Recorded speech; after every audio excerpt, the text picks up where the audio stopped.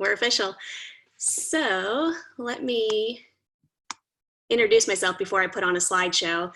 A lot of what I'm going to be talking about tonight is more, it's easier to see when you can see the pictures and the photos of actually what I'm talking about.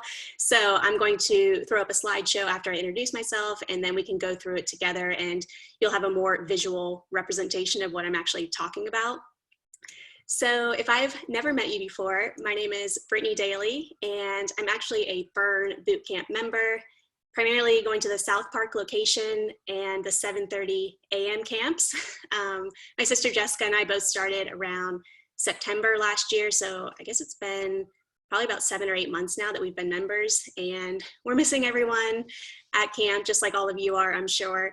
But the reason that Lindsay asked me to come and talk tonight was actually because I own a professional organizing company called Perfect Fit Organizing, and I offer organizing services to clients in their homes, usually when we're not at a stay-at-home order. So I do everything from kitchens and pantries to kids' playrooms, basements, I've done garages, and even some commercial organizing for businesses, their offices, and even a warehouse. So I will do everything in between, and I can't wait to get back to actually organizing with clients in their homes once this quarantine is actually over. So tonight, Lindsay wanted me to talk a little bit about home organizing, and hopefully some of these tips are things that you can apply to your own home. I'm going to give you some examples of things that we all have in our homes, a junk drawer, hopefully a garage, a pantry, things that you can relate to. And if you have any questions, I'm not going to be checking the chat box because I'm going to have the slideshow full screen. So if you have questions, feel free to unmute yourself if you're on the call right now and just ask your question. I am going to save a few minutes dedicated at the very end where we can ask questions regarding anything. It's up to you if it's about products that you want to know about, or specific questions regarding rooms in your own home, or just general questions. You can save them for the end, or we can ask during the presentation. So I'm going to stop my video feed so you don't have to look up close at my face while we're doing the slideshow. Let me see if I can figure that out. All right, I'm going to put on the slideshow for you. All right, so tonight we are going to be talking about a really simple 3-step method that I use for organizing, whether it's with my clients or I'm organizing for myself, or even just coaching clients about how to organize rooms in their own homes. I'm going to go over some common organizing mistakes that I see and some of the tips and tricks that I use for myself and for my clients. And as I said, I'll save some room. There's some time at the end for questions if you have any. So let's talk about the 3-step method. These are the things I'm thinking in my head, whether I'm going through a client's house with them or I'm just going through a place in my own home. 3 steps, pretty simple. The first one that most people are familiar with, when you think of a professional organizer, most people think of the show Hoarders and an organizer coming in and just throwing away all of your stuff into dumpsters. It's not really like that. So decluttering is what I call the first step. And decluttering can be just getting rid of things that you don't need, like, or use. So that's a pretty broad definition, but I'll go into a little bit more detail on that. Decluttering, when you're in a room, can also mean just removing things in that room that don't belong there. So if you find a pair of shoes in your living room, they don't live there, but that is something that you would take to another room. So you would remove the shoes for that time being, maybe throw them in the closet for now and organize that later. But decluttering is the first step, where you just want to get things out of the room that shouldn't be there, or they're donations or trash or recycling, whatever the case. The next step is generally going to be categorizing. And when I say categorizing, I mean just start grouping things that are similar. So if you are organizing your closet, let's say, you're going to put all of your shoes together. If they are spread out all over the house, or if they are spread out all over your closet, you're going to gather all of your shoes together in one category. You would probably gather all of your sweaters or all of your winter clothes together. You might have all of your tank tops or all of your socks, your coats. All of those things are different categories. So you want to start grouping things that are similar. My dad says group things that like to be together after he heard me say you want to group like things with like things. I guess that's how he interpreted that phrase. And the last step of my method is always containing. And this can be literal, as in putting things in containers to hold them, which is probably what most of us are used to. But it can also be just designating areas or spaces in that room you're organizing to hold certain things. So if it's in your closet again, you might have all of your sweaters on one shelf. You might have all of your shoes stored in boxes, maybe in the very back of your closet, or you might have all of your coats on the far left hanging all together. That is containing in its own way. And I'll go into some more examples of that. So here's a little visual of what this process usually looks like. Most of the time you would think decluttering is first, categorizing, and then containing is last. Sometimes those first two steps though, decluttering and categorizing, you kind of go back and forth. So you may walk into your garage and start seeing a bunch of stuff that you want to donate or get rid of. It's really easy right off the bat to say, this is trash, or this is something we never use. This is some old sports equipment that I'm pretty sure my kids don't use anymore. And it's easy to make those decisions and just get rid of that stuff. But sometimes it's easier if you can categorize and then declutter. So what I mean is you might walk into your closet and say, all right, I'm not really sure where to start here, but you can start by categorizing things that are pretty obvious, like your shoes and your coats and your workout clothes. And once you get to the point where you have all those things together and you realize, oh, I realize I have 5 pairs of black flats for work that are almost identical, or I have 3 different raincoats. Do I really need all 3 of those? And then you can go back to the decluttering and say, maybe I'll get rid of 2 pairs of my black flats and 1 of my coats because I don't need all of those at the same time. And then the last step after you've done both of those, decluttering and categorizing, that's when you contain. And that's when the fun, like organizing products come in, and that's when you actually put stuff back in its designated spot in that room. So I know this is a little abstract right now. I'm going to show you some specific examples of projects that I've worked on. This is a very easy one, and I think a relatable one that most of us have in our kitchens or somewhere in our house, the standard junk drawer. And this is actually a junk drawer that I worked on with one of my clients.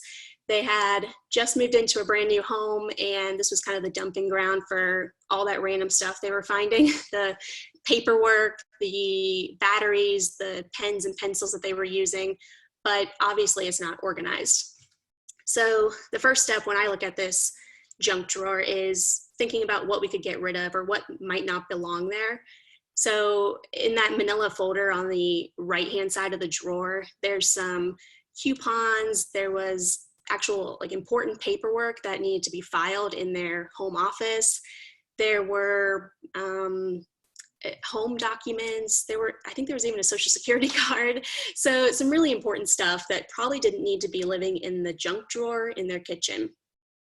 There was also a bunch of pens and markers, things that weren't even in working condition anymore, broken pencils. There's a lot of stuff you can't even see that's kind of tucked underneath of there.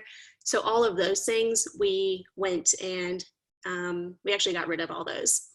The charging cables for the electronics, there's like a generation 1 iPad charger somewhere in there that they definitely didn't need, but it just kind of kept moving from house to house with them. So I think we can all relate to this. I mean, a junk drawer is a junk drawer for a reason. It just kind of collects all those miscellaneous things around your house that you're not really sure what to do with. So after you've gotten all the junk or the stuff that doesn't belong in that drawer or in that room out, we're going to move to the categorizing step. So I kind of arranged things in this drawer to help myself visualize what these categories were going to be. What I noticed is that there's actually a few different things here. They ended up having a lot of batteries, which you can see at the top. They had, of course, a lot of writing instruments, their pens and pencils, markers, a Sharpie, I think was in there. they had a lot of remotes, like a remote for their jacuzzi, a few remotes for their garage, some other remotes for their security system. So I grouped all of those together kind of in the middle. There were some random house keys up there at the top, and a lot of office supplies like their packing tape and their scissors. So this step, you might even stop here. If this is organized enough for you and that works, totally fine. But the last step of containing is really what I think keeps things organized, because if you leave the drawer the way it is right now and things are just kind of floating in there, they might be somewhat organized right now, but as soon as you open and close that drawer a few times, you're going to make a mess. And it's also a lot easier for people to just, in your family, to throw things in there that might not belong.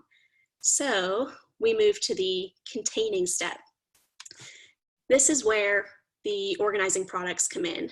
And organizing products are always going to be the last step of the process. So instead of going out and purchasing a bunch of cute organizing trays and things from the dollar store that you can use to organize your drawers, I want you to wait and use some restraint until the very last step here, because now we can see exactly what fits in this drawer. We know the quantity of things that we're actually keeping in the drawer, which is important to know before you go out and start buying containers. So what we did here is install some really basic, I call them drawer dividers or trays. So we measured out the drawer, went and bought a configuration of products that actually fit perfectly in this drawer. And then we started putting all the items back in their categories. So put all the packing tape back in there together. All of their remote controls are up there on the top left. Their pens and pencils are easy to find now in the bottom section. But the reason these containers are helpful is because they prevent things from sliding around and moving in the drawer. But more importantly, it gives you defined boundaries and rules about what you're allowed to keep in that drawer now. So if someone tries to go throw, let's say, some loose change in this drawer, they're not really sure where they're going to put it, right? I mean, I guess they could put it maybe in that bottom left container with the keys and a couple of, I think there's a couple like gift cards and stuff in there, but that's going to end up making it a junk drawer again. We want this to be more of a utility drawer where it's useful things that you can find quickly and easily. And if you start throwing a bunch of other stuff in there, it's going to turn back into a mess. So I think once you've organized and you put these rules and boundaries in place with the containers, it makes it easier to maintain that organization in the future. Let's look at a pantry example here. And maybe your pantry is bigger or smaller than this, but this is kind of just a basic framework for a pantry. So most of the time when I go in to organize a pantry, things I'm looking for that we can declutter or get rid of, usually expired food. So I'm checking expiration dates on the bottom of cans, on the bottom of spices. I found spices that are older than me in some of my clients' homes. So certainly there's no shame in going through and getting rid of expired food, but that is one of the very first steps I would do when you're going through your pantry. I would also go and look through if there are any products that come in really big packages, like granola bars that you can take out of the box, or even like cans of tuna that come in a pack of 6, but they're stacked in a kind of a large configuration. If you can take the excess packaging off of those products and put them into smaller containers, which I'll show you in a little bit, that makes everything a little bit more streamlined, and it just gets rid of the bulky, kind of ugly packaging. I also tend to get rid of any mismatched containers. So in this example, you can see there's probably 5 to 6 different types of baskets and plastic containers. They were actually using that champagne box at the top to hold other food. So I would go through and try to eliminate those mismatched containers if that's an option for you. And then in this example for their pantry, they also had some liquor bottles on one of their shelves that really didn't need to be taking up space in their pantry. So I ended up moving those to a different location in their house. But those are the things that we specifically decluttered from this pantry. So the, categorizing step. We actually, most of us have very similar categories in our pantries. And for this pantry, there were, standard things like their grains and pastas. They had a lot of beverages, their bottled water and their sparkling cans of water at the bottom.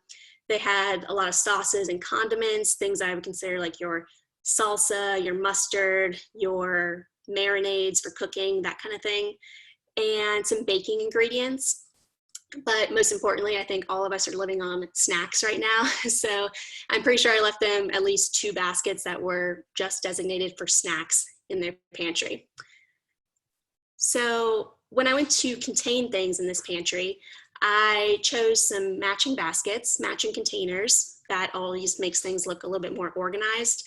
So anytime you can switch your mismatched bins or containers to something that's consistent for the entire room or the entire space, that's going to visually make things more organized. I also moved all of their beverages to one shelf, which is a way of containing in itself. So containing doesn't always have to mean literally putting something in a container or a basket or a bin. You can just designate a spot in your home or in your pantry or in your whatever space you're working in for certain things to live. So in this case, we designated their bottom shelf in their pantry just for beverages. And then the same thing with the cookbooks. They had cookbooks kind of scattered in their pantry to begin with, but when we group them all together and contain them in one corner of the pantry, it makes it look a little bit more intentional and organized. All right, this one, I saved the most challenging room for last. So a lot of us have garages, maybe not all of us, but you probably have a lot of the similar things that are in this garage somewhere in your home, whether it's a utility closet in your house or a basement or an attic. You probably have similar items to what we're looking at here. So when we're decluttering a garage, for example, I'm looking for things like extra packaging, which in this case, there were a few boxes of half-empty like garbage bags, so we can get rid of that garbage bag box and just keep the roll of garbage bags, and I'll show you how we organize those.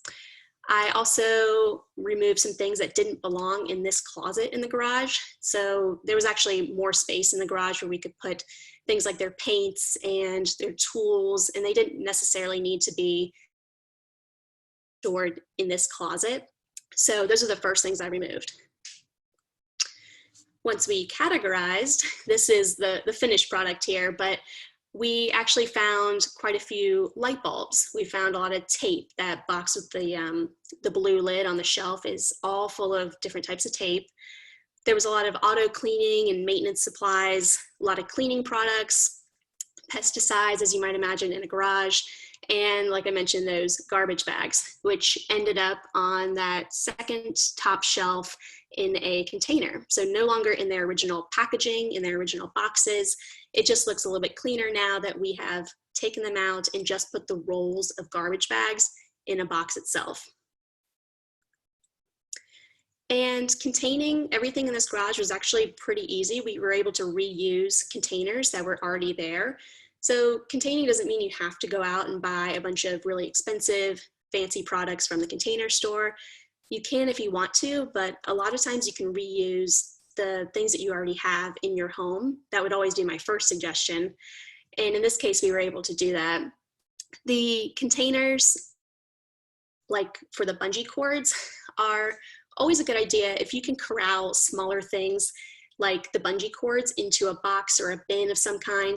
It helps keep everything organized in the long run, rather than, let's say you just threw all those bungee cords on the shelf and left them in a pile there. Technically that would still be contained because they're all in one spot, but if you can corral them and actually hold them together in a box, that works a lot better to keep things organized. And I would also suggest when you go to contain things, this is also where you're moving things around. So you're putting things in their final resting place in this space. So when I'm thinking about that, I'm looking at how often they use certain products or certain categories of things. Because if they use them really often, I'm going to put them down low. Like the auto cleaning supplies are something that they use pretty frequently. I put them on the floor so that they can reach them easily when they need to go wash the car. Meanwhile, the bungee cords and the pest control supplies are up a little bit higher because they're not things my clients are using all the time, but they do need to access them sometimes. So maybe they'll have to get up on a step stool to reach the bungee cords for the once a month or once a year that they use them, but that's not a problem. So that's one of those things you want to think about as the final piece of your organizing. So let's talk about some common mistakes that I see when I'm organizing for clients. So a lot of times a client will call me after they've already tried to organize a space themselves, and that is totally normal. And generally when I come in, these are the things I see. A lot of times my clients have already purchased organizing products, and maybe they aren't the best fit for that space that they're working on, or even for their home in general. So what I always recommend is that you go through the process of decluttering, getting rid of stuff first, because there's really no point in going out and buying fancy bins or containers if you're just organizing or holding on to stuff that you really don't want in the first place. So if you can declutter, get rid of as much stuff as you need to or as you can as a first step, that's always going to save you time and money in the long run when it comes to organizing products. The second step to that is actually measuring your spaces, especially your drawers. So there are actually different depths of organizing trays or dividers. And let's say you just went to Walmart one day and you were browsing through the organizing products and you saw some cute maybe dividers or trays that you thought would work in your kitchen drawer. You get home and find out they are an inch too tall, and now you can't close your kitchen drawer with those products. You're either going to just throw those in your closet and maybe use them for something else eventually, or you're never going to use them at all, and those products just turn into more clutter and more disorganization in the future. So I always recommend measuring as one of the final steps before you purchase products as well. And then one thing I always ask myself and my clients before I buy more organizing products is, do I really need more organizing products to get me organized, or do I really need to get rid of more stuff? Usually the case is that you can get rid of more stuff and then you can skip the whole process of actually buying products. So if you can eliminate things rather than just finding a way to hold them or to store them, that would always be preferred. Second big mistake I see is clients organizing stuff that they don't even like. And what I mean by that is they're usually keeping things that they don't like out of guilt. Maybe it's a gift that someone got you or a family member bought you for a birthday. You don't love it, but you feel bad getting rid of it. There are also family pieces that may have been passed down to you and you feel bad getting rid of those. Or maybe you just feel bad getting rid of something because you spent a lot of money on it. I see that a lot with clothing and shoes or handbags. Women feel guilty that they spent hundreds of dollars on a shirt or a dress, something that they wore a couple of times, or maybe they never wore it. And they think maybe if they hold on to it, that they'll wear it someday and get their money's worth out of it. But for the most part, that never really happens. So that's a whole separate topic that we could really go into detail on, but I will spare you that for tonight. But think about if you're keeping something just out of guilt, or if you are keeping it because you genuinely love it and use it. I also see, and I'm guilty of this too, people holding on to things for the just in case scenarios. And that could be anything from emergency supplies, which, I mean, sometimes you need hurricane supplies or 6 or 8 gallons of water in your basement for when the power goes out or whatever the case may be. But most of the time you're holding on to those things that are just taking up room. They're actually very easy or cheap to replace. So if you think about how cheap it would be to replace a gallon of water when you do need it in an emergency, I would hold on to that thought more so than holding on to 6 or 8 gallons of water that you may or may not ever use. And the last common mistake I see is really creating categories for organizing that are too general or too specific, which makes it really hard to maintain the organizing systems that you've started. So what I mean by that is if you have a box or let's say a drawer in your kitchen that you just call the miscellaneous drawer or the random drawer, that is a recipe for disaster. And I say that because I've actually had a random box of stuff before that I kept. It was everything from like, there were like safety pins and sewing supplies, but also like some scissors and some extra duct tape for something. Like it was really just a random box of stuff. But if I had tried harder, maybe to separate those things out into different categories or more specific categories, and maybe kept some of that sewing stuff in my closet, maybe kept the duct tape in my toolbox, that would have made a lot more sense than just a random box of stuff. And I also think if you label things or categorize things too specifically, it can be really hard to maintain that. So an example would be having a bin in your pantry that is just for granola bars. That's great if you all keep a lot of granola bars in your house, but let's say you make that a breakfast bin instead. So you could have more things than just granola bars in there, but granola bars would also fall into a general breakfast category. So you could have your pancake mix and your maybe kids cereal, your granola bars, maybe some oatmeal that you keep in there.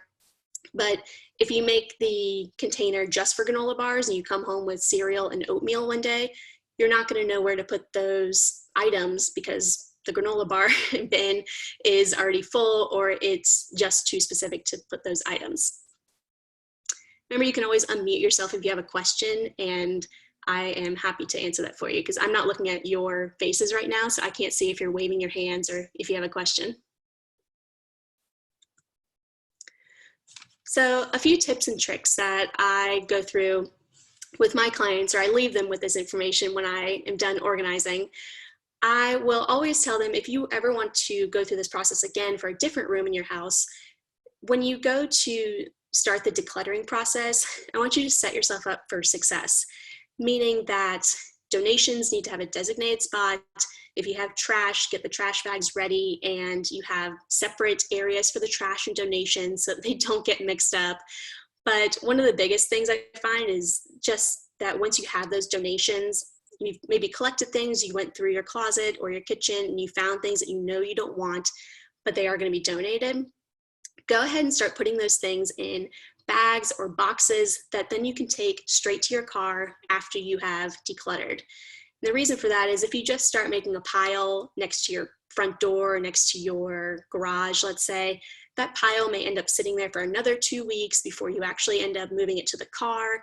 And we all know once the donations get to the car, that means they're probably in your car for another week. So if you can make that process a little bit more streamlined, just go ahead and start putting stuff in the boxes and then immediately take it out to your car once you're done. Then you can take it to the donation site.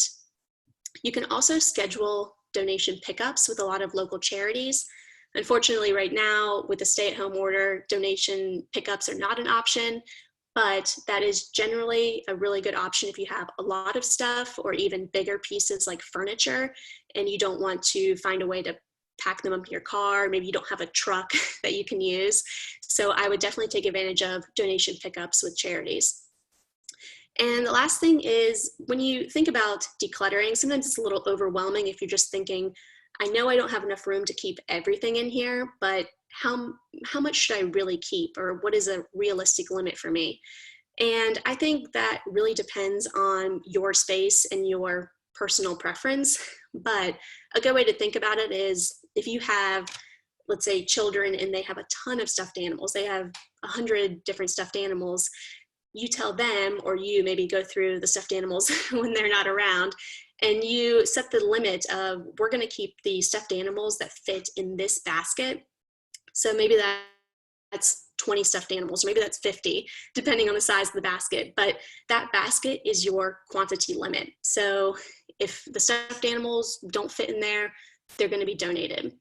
And the same thing goes even for my own closet. If I can't fit another blouse in the section where I keep my blouses in my closet, then I either have to get rid of one, or I have to find a way to make more space. It's just not feasible to keep everything that I want to keep. So I end up picking and choosing my favorites, and that's how I set a quantity limit for myself. So another big tip here is if you do organize a space, you're obviously going to want to maintain it because you worked hard to organize it.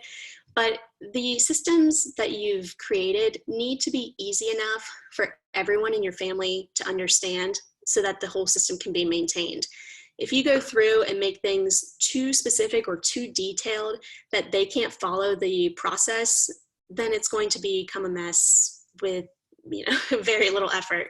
So this is where labels can be really helpful.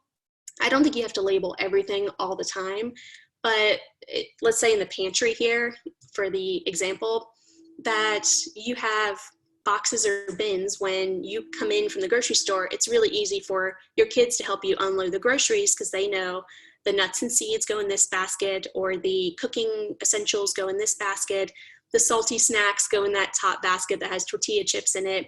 It's easy enough for everyone to grasp the concept versus you having a very detailed, complicated process and nobody can really understand where to put stuff.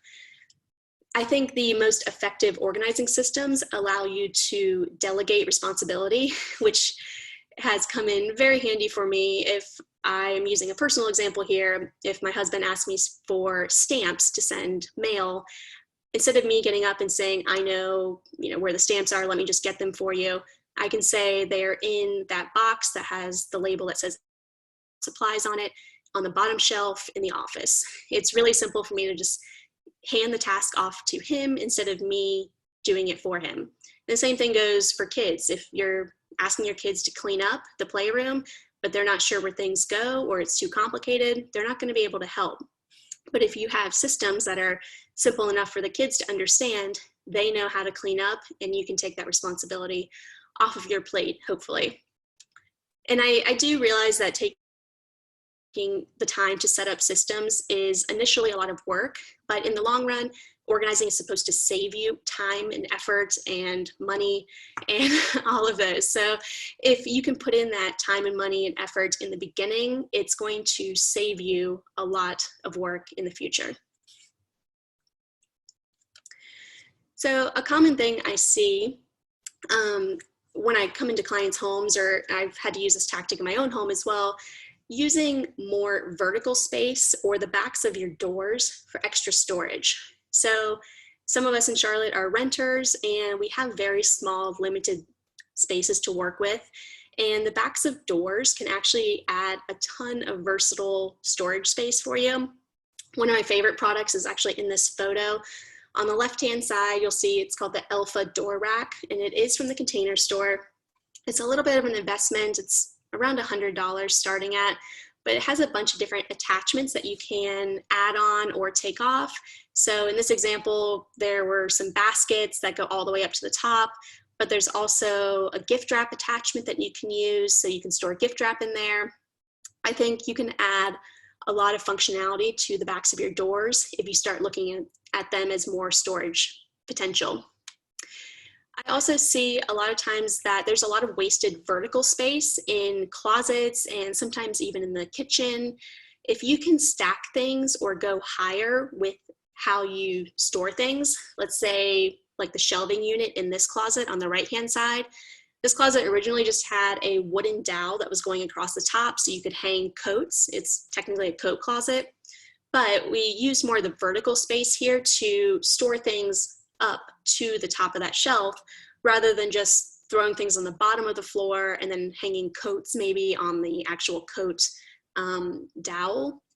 So in this way, we were able to use more vertical space and fit a lot more stuff in this closet than if we were just set stuff on the floor or just use that top shelf for storage. And one of the most frequently asked questions I get is just, how do I make my space look more organized? So maybe it's not perfectly organized. Like if you actually looked inside these containers, maybe everything is kind of a mess or jumbled up inside of there.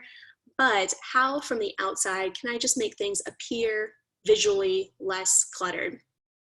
So number one tip for that is really having consistent containers.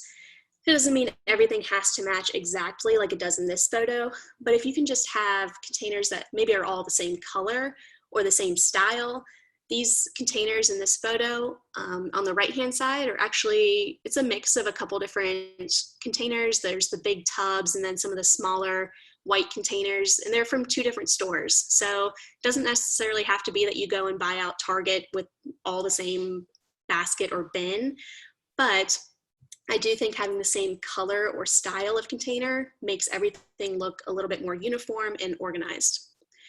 I also suggest removing original packaging from products if you can. So in this example, if you see there's the light bulbs in the bright blue box in the middle, there's some cleaning supplies down a little bit further that are in their packaging. There's even dog food on the left side that could be maybe poured into a bucket of some kind that's a little bit nicer looking.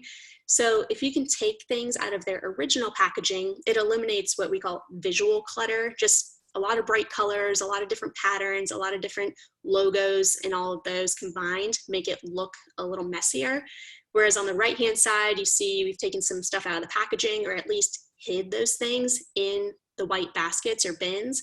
So it makes everything look a little bit tidier. And most importantly, leaving some empty space or negative space is what I call it around your containers or on your shelves of any kind.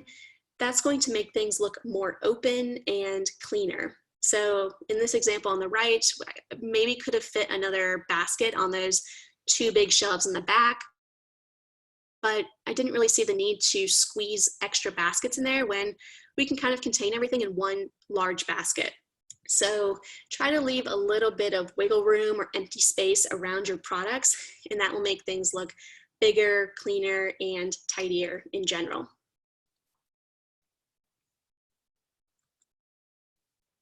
So I do want to turn my camera back on and flip this around to you. If there's anyone that has questions, whether it's about specific products, specific questions about your home, if there's a space that you want to ask about, or even just general organizing questions, please ask me at this point. I'm going to actually turn back on my camera so that I can see you and you can see me.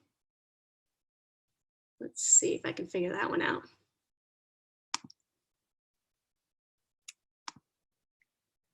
Okay. Jessica, do you have a question? No, I don't. I think that was all pretty thoroughly explained. Cool. Okay. Yeah. Anyone else has any questions, you are welcome to even email me or find me on my website at perfectfitorganizing.com. So if you think of something after this call is over, or if you're watching this on the recording later and you think of something that you want to ask, please feel free to reach out to me. I will leave my contact information in the event page on Burn Bootcamp's Facebook page. And I will also save this whole presentation as a PDF. So photo you want to go back and look at, or some information that you missed, because I get excited when I'm talking about something I am passionate about and I went too fast. Please feel free to go back and look through this presentation whenever you'd like to, and let me know if there's any questions you have in the future. Thank you for being here. Thanks, Jess. Thanks. Thank you. That was very helpful. Good. Is that Kristen I hear? Yeah, I don't know why my camera's not working. I did the Zoom workout with Kyle at 6 and don't know what's up. But yeah, I just had one question. Didn't want to interrupt because it went so smoothly. So I guess you probably get it a lot, where just what's the best way to declutter during a move? Like when you're making moves within, like, say, Charlotte, because I have to move in a couple months to another apartment. Like, what's the best way to tackle it by room? You know, I know you had some tips on, like, you know, the donation part or decluttering and throwing in the trash. But like, what are other ways, like, in terms of moving, like, to take care of that or tackle it and not get overwhelmed? Yeah, that's a good one, because a lot of people don't think about until the day they go to move, and then it's like, why am I paying someone to move this across the city or across the country? Once you see all that stuff packed up in boxes, then it's like, it's too late to go through it all.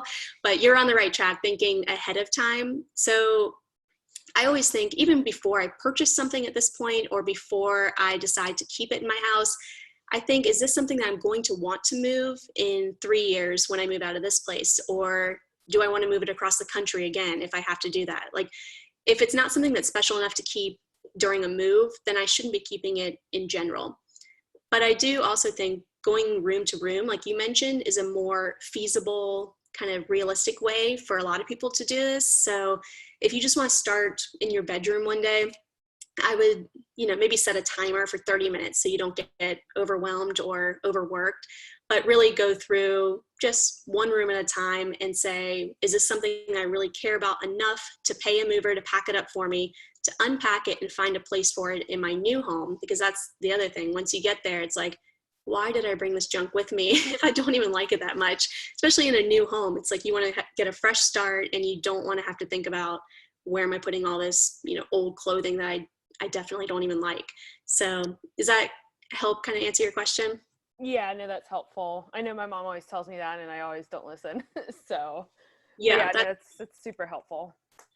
and also moving often is another good way to not accumulate a lot. So I don't think that's just a realistic suggestion for everyone, but when I work with a client who's lived in their home for 30 plus years, it's like, it's really easy to keep stuff because, you're not moving. So who cares if you keep stuff that, is in the basement or the attic and you never see it. But if you move every 5 or 10 years, it's a little easier.